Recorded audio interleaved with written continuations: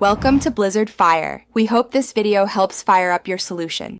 Gather your workspace, tools, and replacement pads before you begin the procedure. You need a soft cloth, cotton swabs, isopropyl alcohol, and the new ear pads. Work on a clean surface to avoid dust and damage to delicate components. Expect the full job to take about 10-15 minutes for both ears.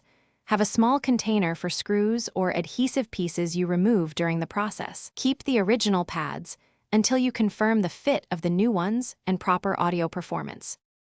Turn off and unplug your headset before you touch any components. Gently grip the ear pad and pull evenly to separate it from the frame. If pads are secured with clips, release each clip by applying outward pressure until it unhooks. Wipe the contact ring with alcohol and a soft cloth to remove oils and debris.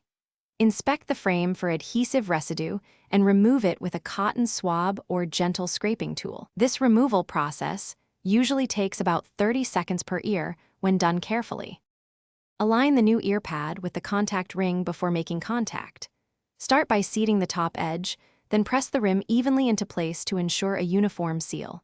If pads use magnets, press for 2-3 seconds until you feel a secure click or firm contact.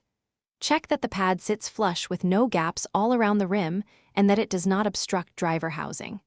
Power on the headset and listen for normal audio and comfortable fit after installation. Adjust pad position or repeat installation. If you hear rubbing. Thanks for watching. If you found this helpful, don't forget to like and subscribe.